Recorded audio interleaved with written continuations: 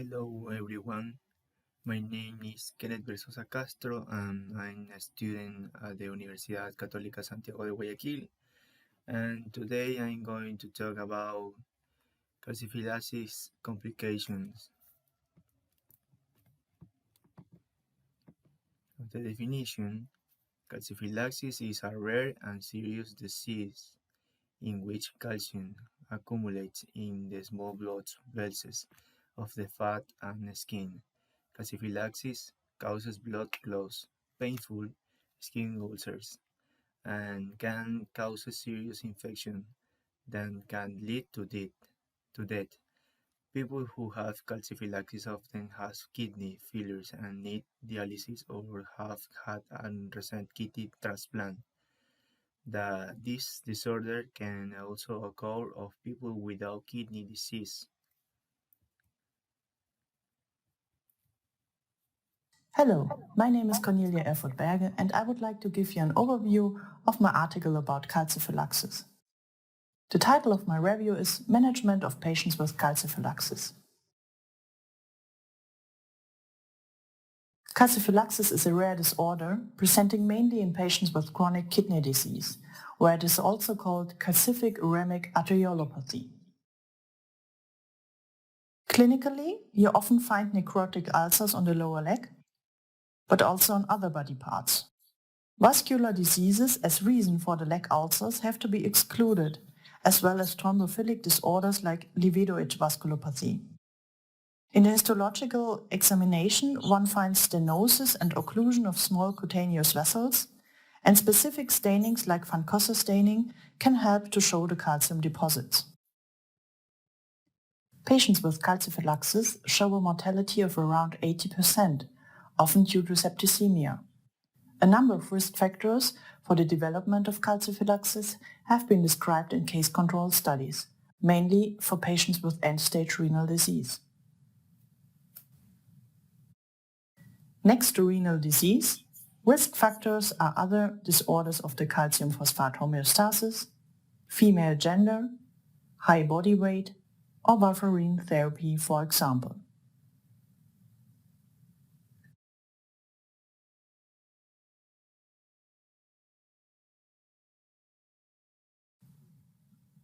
Next to local wound therapy and the prevention of sepsis, systemic treatment options have to be discussed.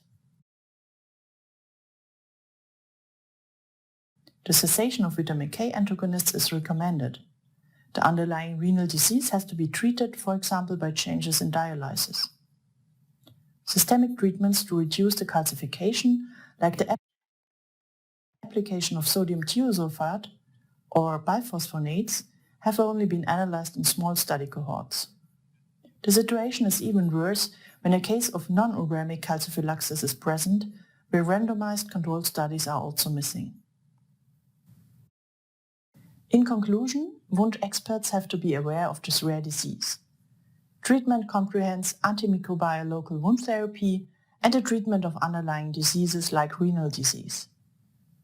The treatment has to be planned in an interdisciplinary setting.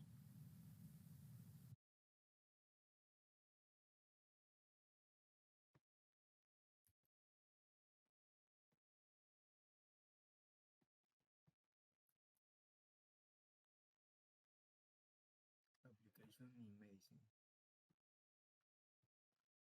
In other diseases that causes this disease is kidney failure, malignant autoimmune inflammatory.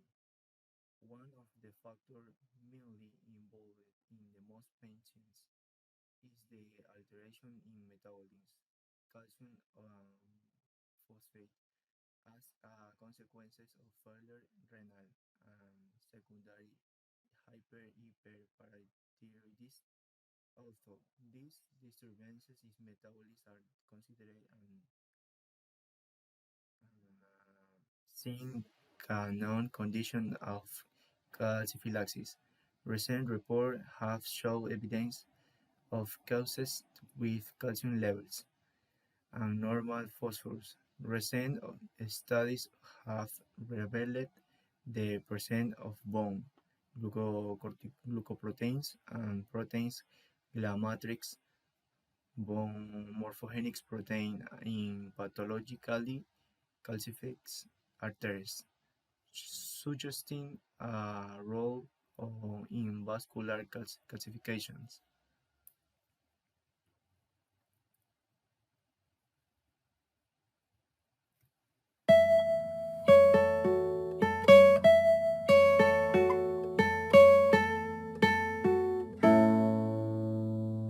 I am Sagar Nigwekar.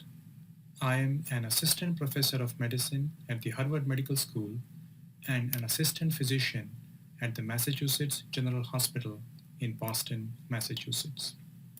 I am joined in this presentation by Dr. Richa Bajaj, a 2016 Corona Scholar.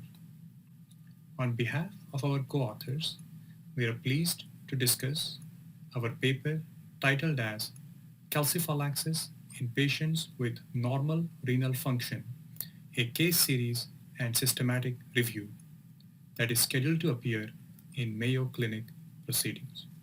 Calciphylaxis is a rare but frequently life-threatening syndrome of vascular calcification characterized by occlusion of microvessels in the subcutaneous adipose tissue and dermis, leading to painful skin lesions.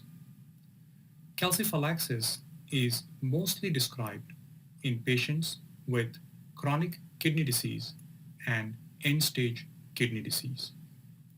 In those patients, abnormalities in calcium and phosphorus metabolism have been frequently implicated in the origin of calciphylaxis. However, calciphylaxis is also described in patients who have normal kidney function. Our paper discusses the risk factors, the origins, the clinical characteristics, treatments, and outcomes in those patients with normal kidney function who developed calciphylaxis. Hello, I'm Dr. Richa Bajaj and I would like to discuss the results of our manuscript on behalf of our co-authors.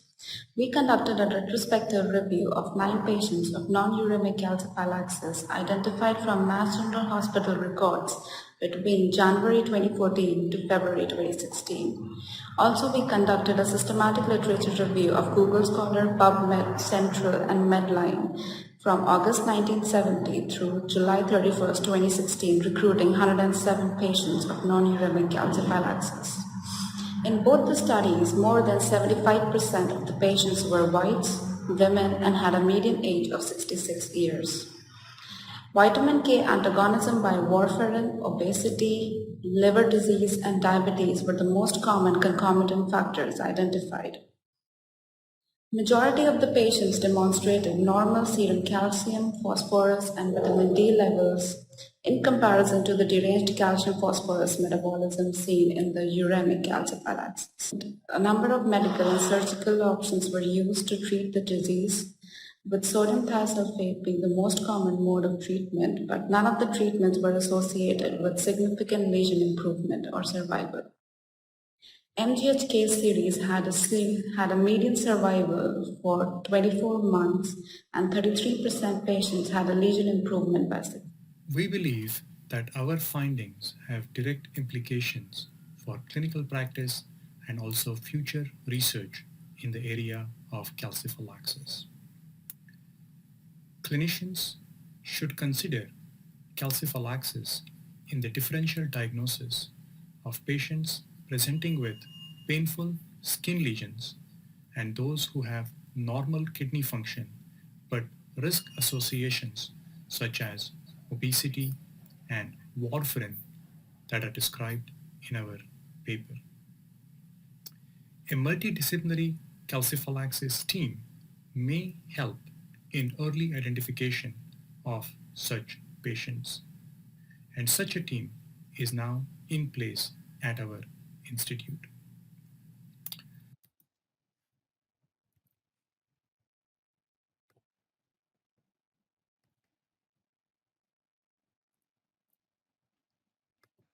Pros and cons. The signs and symptoms of calciphylaxis include the following: large patterns of purple skin, very painful deep bumps that ulcerate and created blood to brown crusted open sores that fail to heal, usually on half high fat areas of the skin such as the stomach and things. Also, they can appear anywhere. Wound infections that do not heal.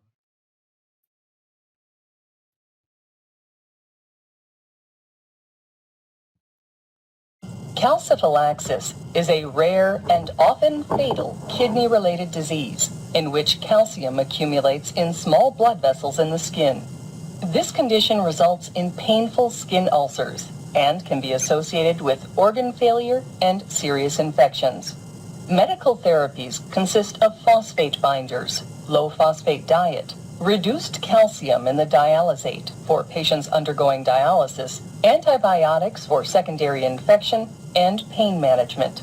Surgical treatments include wound debridement, amputation, renal transplantation, and parathyroidectomy.